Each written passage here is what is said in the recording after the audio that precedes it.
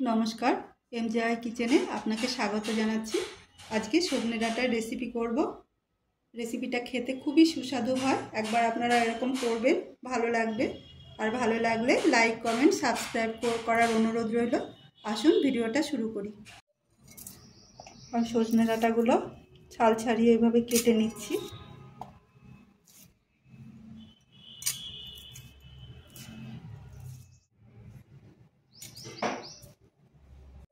আমি ডাঁটাগুলো আগে ধুয়ে তারপরে কেটে নিয়েছি।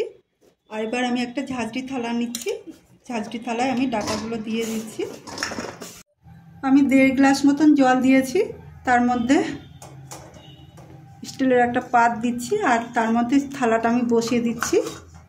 ঢাকা দিয়ে আমি 50% নরম করে নেব। 5 মিনিট মতো ধিমি আঁচে কুক করেছি, একটু নরম হয়েছে। এবার আমি কড়াটা নামিয়ে আবার ঢাকা দিয়ে আরও কিছুক্ষণ রেখে দেবো। আমি এবার একটা মশলা ভেজে নেব। তার জন্য দিয়ে দিচ্ছি 5 ফোড়ন, এবার দিয়ে দিচ্ছি ধনে। এটা কিছুক্ষণ নাড়াবো। হালকা গন্ধ ছেড়েছে। এবার আমি দিয়ে দিচ্ছি জিরে, এটাও হালকা করে ভেজে নেব। খুব সুন্দর গন্ধ ছেড়েছে। এবার আমি দিয়ে দিচ্ছি সাদা সর্ষে। এবার আমি গ্যাস অফ করে দেবো। আর যতক্ষণ গরম থাকবে ততক্ষণ মশলাটা নেড়ে নেড়ে হালকা ভেজে নেব, ভালোভাবে ভেজে নেব। এবার 2টো লঙ্কা দিয়ে দিচ্ছি, এর সঙ্গে কড়কড়া করে ভেজে নেব। ভাজা মশলা ঠান্ডা করে কন্টেনারে ঢেলে নিয়েছি। এবার ওর মধ্যে দিয়ে দিচ্ছি হলুদ গুঁড়ো, কাশ্মীরি লঙ্কা গুঁড়ো, আর দিয়ে দিচ্ছি একটু লবণ। এটা আমি ব্লেন্ড করে নেব। মশলা এইভাবে গুঁড়ো করে নিয়েছি। আমি এবার ঢেলে নিচ্ছি। দিয়ে দিচ্ছি তেল। তেল গরম হয়ে গেছে। আমি দিয়ে দিচ্ছি হিং, সামান্য একটু হলুদ দিচ্ছি, দিয়ে দিচ্ছি লঙ্কা, কুচনো লঙ্কা,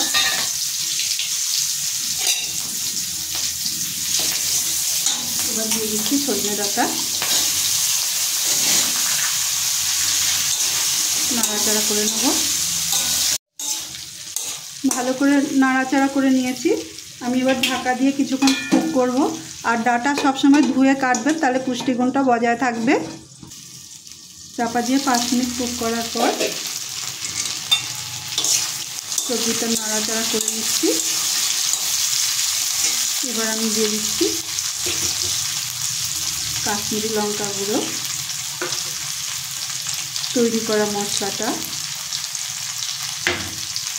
দিয়ে দিচ্ছি, সামান্য নুন, কারণ মশলায় নুন আছে, আর দিয়ে দিচ্ছি চিনি। এটা আমি ভালো করে মিশিয়ে নেব। 2 মিনিট চাপা দিয়ে কুক করার পর একটু নাড়াচাড়া করে আমি এবার দিয়ে দিচ্ছি টমেটো, খুব সামান্য গরম জল, আর একটু চিনি। সজনে ডাঁটা পিতা পিতা হয়, তাই একটু মিষ্টি দিলাম।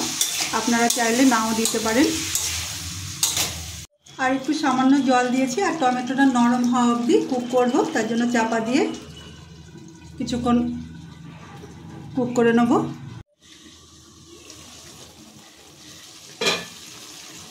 টমেটো নরম হয়ে গেছে আর আমার রান্নাটাও রেডি। আমি এবার গ্যাস অফ করে আরও কিছুক্ষণ ঢাকা দিয়ে রেখে দেবো।